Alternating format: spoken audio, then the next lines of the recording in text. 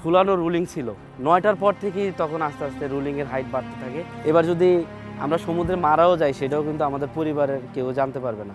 এটা সম্পূর্ণ আমাদের নিয়তির উপরে, ভাগ্যের উপরে।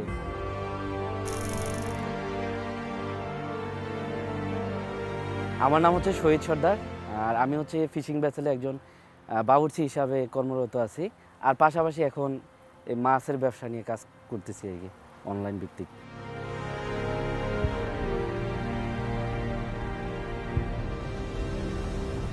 কাজটা শুরু করছি আমি 2011 সালের দিক দিয়ে প্রথম। তো আমি আগে ঢাকা ছিলাম, খুব ছোটোবেলা থেকে ঢাকা ছিলাম। পরবর্তীতে আমার এক বড় ভাইয়ের মাধ্যমে আমি হচ্ছে এই ফিশিং ভেসেলের লাইনটা পাই এবং তার মাধ্যমে হচ্ছে আমি জাহাজে জয়েন করি অ্যাসিস্ট্যান্ট কুক হিসাবে। এখন আমি চিফ কুক হিসাবে দায়িত্বরত আছি। মাছ ব্যতীত অন্য অন্য যত ধরনের বাজার সদাই সব কিছুই আমরা হচ্ছে চিটাগাং থেকে নিয়ে যাই, যেমন চাল, ডাল, নুন, তেল, ঠিক আছে। তারপর হচ্ছে আমাদের আরও ব্যক্তিগত অনেক কিছু লাগে, ওষুধ লাগে অনেকের, ঠিক আছে। তারপর হচ্ছে মাংস, সবজি, এগুলো হচ্ছে আমরা একটা হিসাব করে তারপর হচ্ছে নিয়ে যাই আর কি। হ্যাঁ, যদি আমরা 20 দিনের জন্য সমুদ্রে যাই ওই হিসাবে আমরা হচ্ছে খাবারের চার্টটা তৈরি করি, আর যদি 25 দিনের জন্য যাই ওই হিসাবে হচ্ছে আমরা লিস্টটা তৈরি করি। জাল ফালানোর পরে আমাদের জাহাজগুলোতে অনেক প্রযুক্তি আছে, সেই প্রযুক্তির মাধ্যমে হচ্ছে খুঁজে খুঁজে বের করা হয় যে কোথায় মাছ পাওয়া যাচ্ছে। আরেকটা হচ্ছে অভিজ্ঞতারও কিছু ব্যাপার স্যাপার আছে, যেমন ক্যাপ্টেনদের একটা অভিজ্ঞতা থাকে যে এই মৌসুমে এই সমুদ্রে এই জায়গায় এই মাছগুলো পড়তে পারে। যেমন ধরেন এখন হচ্ছে শীতের সময়, এখন কিন্তু বর্ষার সময় যে মাছগুলো পাওয়া যেত সেগুলো এখন আর পাওয়া যাচ্ছে না। যেমন এখন হচ্ছে ইলিশ টিলিশ এগুলো পাওয়া যাচ্ছে খুব ভালো। রিসেন্টলি একটা আমাদের জাহাজগুলো ভালো ইলিশ পাইছে।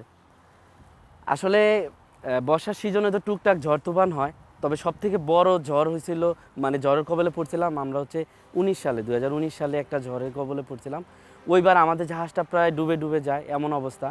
তখন আমরা ছিলাম হচ্ছে সোয়াসাব নৌগ্রাউন্ডে, প্রায় চট্টগ্রাম থেকে সোয়াসাব নৌগ্রাউন্ডের দূরত্ব কিন্তু অনেক বেশি, প্রায় 300 নটিক্যাল মাইলের মতো, ঠিক আছে। তো আমরা সমুদ্রের অনেকটা দূরে ছিলাম চট্টগ্রাম থেকে। তো ওই জায়গায় বিষয়টা আমি আরেকটু খোলাসাভাবে বলি। যেমন ধরেন আমরা ফিশিং অবস্থায় ছিলাম, তো হঠাৎ করে আছরের পর পর আমাদের ক্যাপ্টেন স্যার মানে বলতেছে যে জাল তোলো, আমরা চট্টগ্রাম যাব। তো আমাদের যে ভূষণ থাকে, মানে জাহাজের সবাইকে নিয়ন্ত্রণ করে বা সবার দায়িত্বে আছে যে তাকে ভূষণ বলা হয়। তো ভূষণ বলতেছে স্যার কেন যাব আমরা, কোনো সমস্যা? বলতেছে যে ওয়েদার খারাপ।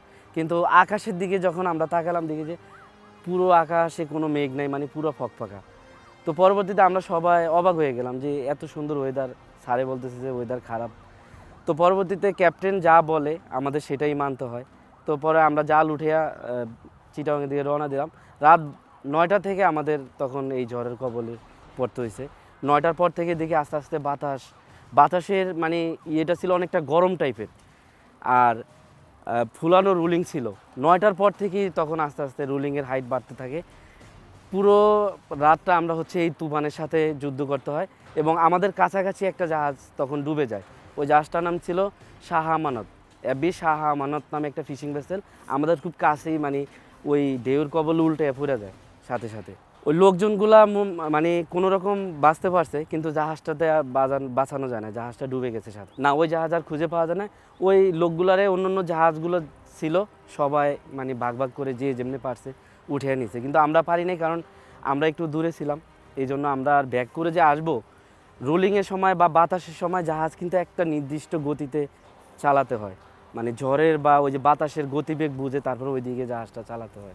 আসলে আমার জন্মস্থান হচ্ছে ভোলা জেলা, আর ভোলা জেলা তো জানেন একটা দ্বীপ জেলা, চারোদিকে নদী। আর ছোটোবেলা থেকে মাছ ধরার প্রতি আমার সবসময় একটা টান ছিল এবং আমি ছোটোবেলা থেকে এই মাছ ধরার সাথে জড়িত। তো কিছুদিন ঢাকা শহরে ছিলাম, কিন্তু তারপরেও আমার ওই মনটা পড়ে থাকতো যে সাগরে যাব মাছ ধরবো বা নদীতে যাব মাছ ধরবো। তো যখন আমি শুনলাম যে সাগরে এরকম জাহাজ দিয়ে মাছ ধরা হয়, তখন আমার ভিতরে কি একটা উচ্ছ্বাস কাজ করছে এবং আমি এই পেশায় যাওয়ার জন্য খুবই আগ্রহী ছিলাম এবং সেখান থেকেই মূলত আমি এই পেশায়। আসলে ফিশিং ভেসেলে ওই ধরনের মানে কুসংস্কার টাইপের কিছু বিশ্বাস করে না। আমরা যখন সমুদ্রে যাই তখন 20 দিন হোক 25 দিন হোক আমরা শেষবারের মতো কথা বলে নেই। তো এই 20-25 দিন পরে আসলে আবার আমরা হচ্ছে আমাদের পরিবারের সাথে যোগাযোগ করতে হয়। এবার যদি আমরা সমুদ্রে মারাও যাই সেটাও কিন্তু আমাদের পরিবারের কেউ জানতে পারবে না, আর আমরাও জানতে পারবো না যে আমাদের পরিবারে কেউ আছে না মারা গেছে। এটা হচ্ছে ওই 25 দিন পরে ঘাটে আসলে বা নেটওয়ার্ক পেলে তারপর হচ্ছে আমরা জানতে পারবো। এটা সম্পূর্ণ আমাদের নিয়তির উপরে, ভাগ্যের উপরে সব কিছু। ও ছিল আমার সহকারী, মানে ও বাবুর্চি ছিল। তো ও হচ্ছে ইলেকট্রিক শর্ট খেয়ে মারা গেছিলো। ওই যে ফ্রিজে হাত দিছিল আর ইলেকট্রিক শর্টে মারা গেছে, মানে কারেন্টে শর্ট খেয়ে মারা গেছিলো। তো সকালবেলাও দেখছিলাম ভালো, সে আমাদের সাথে কথা বলতেছে, নাস্তা টাস্তা বানিয়ে। আমি কেবিনে গেছি, তো ও হচ্ছে ওইখানে গেলিতে ছিল রান্নাবান্নার কাজে।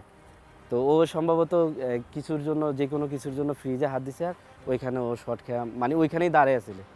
তো পরবর্তীতে আমাদের অন্য অন্য নাবিকরা মানে ওরে ডাকতেছে। তো পরে দেখতেছি ও মানে মূর্তির মতো দাঁড়িয়ে আছে। তো পরে ওরে যখন একটু ধাক্কা দিল, সাথে সাথে পড়ে গেছে। পরে তো মানে পুরো জাহাজের ঘটনা জানাজানি হলো যে কী হলো। পরে দেখলাম যে ও আর নাই, ঠিক আছে। তো পরে এই জাহাজ আমরা ব্যাক করে নিয়েছি। ওই দিন তো ভাই ঘটনাটা খুবই মর্মান্তিক, কারণ বুঝিনি তো একজন লগের সহকর্মী যদি মারা যায় তাহলে সবার মন দিল কতটা খারাপ থাকে। আমরা খুব কান্না করছিলাম, লোকটা খুবই ভালো ছিল। আমি মূলত প্রথম 2018 সালে আপনাদের এই চ্যানেল 24-এর একটা নিউজ দেখছিলাম, ঠিক আছে। ওই নিউজে দেখার পরে মানে আমাদের এই ফিশিং ভেসেল নিয়ে একটা ডকুমেন্টারি বানাইছিল। ওইটা দেখার পরে আমার কাছে খুব ভালো লাগছে যে আমিও যদি এরকম করতে পারতাম। তখন আমার কাছে তো এরকম ভালো ক্যামেরা ছিল না বা মোবাইলও ছিল না। পরবর্তীতে আমি একটা মোবাইল কিনি, মানে ভালো ক্যামেরা দেখে। পরে আস্তে আস্তে 2021 সালের থেকে আমি শুরু করি। তো পরবর্তীতে 2023 সালে লাস্টের দিকে এসে আমার ভিডিওগুলো মোটামুটি রিচ করা শুরু করে, সবাই পছন্দ করা শুরু করে। সেখান থেকে মূলত এখন এই পর্যন্ত। এর পাশাপাশি আমি মোটামুটি এখন অনলাইনে একটা মাছের বিজনেস দাঁড় করাইছি। এই যে সামুদ্রিক মাছের যে ভিডিওগুলো আমরা দেখাই, রান্না বান্না করি, এগুলো খাই, এগুলো দেখে কিন্তু অনেকে আমার কাছে বলে যে ভাই এই মাছগুলো কীভাবে পেতে পারি। তো সেখান থেকে আমি মাথায় আইডিয়া আসলো যে এই মাছগুলো যদি আমিও সরবরাহ করতে পারি মোটামুটি কম দামে সবার কাছে ফ্রেশ অবস্থায়, তাহলে সবার জন্য জিনিসটা ভালো হয়। সেখান থেকে এখন মোটামুটিভাবে আলহামদুলিল্লাহ ভালোই সাড়া দিচ্ছে, সবাই খুব পেয়েও খুশি যে আপনাদের মাছগুলো অনেক ভালো। আমাকে কিন্তু অনেকে নক করে যে ভাই একটা চাকরি হবে কিনা। তো আমি বলবো যে আপনি যদি ল্যান্ডে ভালো কিছু করে থাকেন তাহলে ওই পেশায় আর যাওয়ার দরকার নেই। কেন? এটা হচ্ছে অনেকের কিন্তু সমুদ্র দেখতে খুব ভালো লাগে বা সমুদ্রের ভালো ভালো মাছগুলো দেখতে ভালো লাগে, এটা দেখে হয়তো বা অনেকে ইন্সপায়ার হয়। কিন্তু আসলে ওইখানে যাওয়ার পরে সে বুঝবে যে আসলে কষ্ট কাকে বলে। প্রথম কষ্ট হচ্ছে মানসিক একটা কষ্ট, এটা হচ্ছে সবথেকে বড়। যেমন আপনার যখন পরিবারের কারোর কোনো খোঁজখবর পাবে না, আপনার ভিতরে কিন্তু সবসময় একটা টেনশন বা চিন্তার ব্যাপার স্যাপার থাকে। এরপর হচ্ছে রোলিং। আমরা যেমন ল্যান্ডে থাকি কোনো কিছু বুঝতে পারি না, ওইখানে কিন্তু 24 ঘন্টাই হচ্ছে এরকম ঢুলতে থাকে, ঠিক আছে। যেমন এই জাহাজগুলো কিন্তু বিভিন্ন দিকে মুভমেন্ট করে। বড় বড় বাণিজ্যিক জাহাজগুলোর সেগুলোর হিসাব আলাদা, ওগুলো অনেক বড় জাহাজ মোটামুটি স্থির থাকে। কিন্তু ফিশিং ভেসেলগুলো সবসময় হচ্ছে রোলিংয়ের সাথে ঢুলতে থাকে, এটা অনেকে সহ্য করতে পারে না। এরকম অনেকে আছে খুব আগ্রহ নিয়ে যায়, যাওয়ার পরে মানে সাগরে গিয়ে কান্নাকাটি করে, বমির পরে বমি করে, ঠিক আছে। পরে অনেকে দেখছি যে সমুদ্রে ঝাঁপ দিতে প্রস্তুত নিছে। হ্যাঁ, এই যে রিসেন্টলি এইবার বর্ষায়, এই বর্ষায় একজন ভদ্রলোক মানে উনি খুব আগ্রহ নিয়ে গেছে, জয়েন দিছে, আমাদের কোম্পানির ম্যানেজারের সম্ভবত আত্মীয় হবে। যাওয়ার পর উনি একবার প্রস্তুতি নিয়ে নিছে যে সমুদ্রে ঝাঁপ দেবে। ওইটা নিয়ে কিন্তু আমি একটা ভিডিও বানাইছিলাম। পরবর্তীতে ওনার ব্রিজ আমাদের যে ব্রিজ রুম থাকে, নেভিগেশন রুম, ওইটার সাইডে তাকে শোয়ায় রাখা, আমরা অনেকেও তার তেল মালিশ করতে হয়েছে, মানে ওরে মেনটেন করতে আরও 2 জন লাগছে, ঠিক আছে। এরকম অবস্থা। এই যে রুলিংটা বা ঢেউর যেই ব্যাপার স্যাপার, এটা অনেকে সহ্য করতে পারে না। এইটা গেল 2টা। আর দ্বিতীয়ত হচ্ছে প্রচুর পরিশ্রম। তো সবার পক্ষে এগুলো সম্ভব হয় না। তো আমি বলবো যদি ল্যান্ডে থেকে ভালো কিছু করতে পারে তাহলে আর ওই পেশায় যাওয়ার দরকার নেই, কারণ এটা খুবই কষ্টের একটা পেশা।